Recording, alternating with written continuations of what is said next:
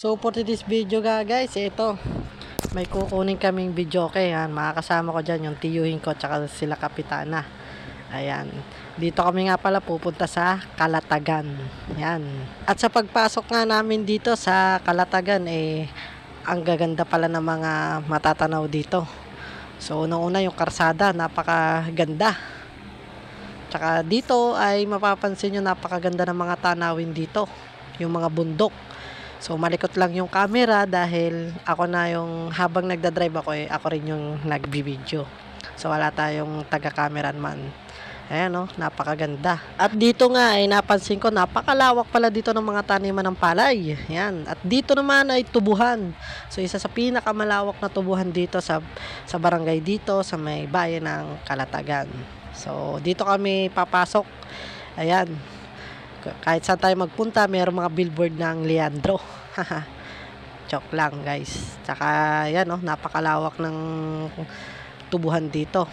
At pagpasok nga pala namin dito, ay ito yung bumungad sa amin. Isa rin pala dito ay pinakamalawak din na palisdaan dito sa Calatagan. So pagpasok namin, ito agad yung nakita ko, napakaganda pala ng mga palisdaan dito.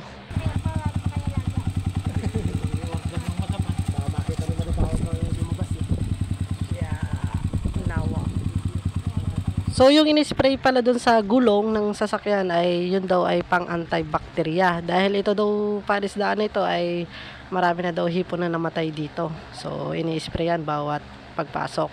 So dito nga mapapansin nyo ay napakalawak ng palisdaan dito. Sabi nga ni Kapitana dito ay almost 80 hectares daw.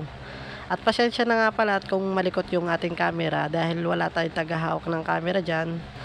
At dito nga, ayan, nagpapahinga kami. Yan, kasama ko si Eric, si Kuya Dante, at saka si Kapitana. Tsaka nga pala dito guys, ay napakasarap ng hangin. Sobrang fresh na fresh. Malapit na sa dagat. At dito, nilabas na rin yung videoke na ibibigay sa atin. At bagong aalagaan natin.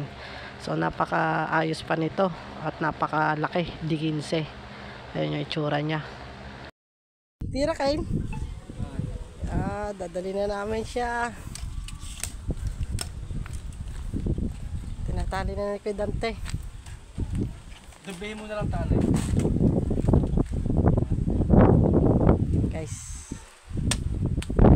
At sa pagbiyahe namin ng pag-uwi, ito, Auntie Eric, nagutom daw. Sabi baka daw may makakain ng lomi at dito nga, ayan. At napakasarap nga pala ng lomi dito sa Calatagan. Crunchy crunchy, sulit na sulit. So, yan, napakasarap talaga.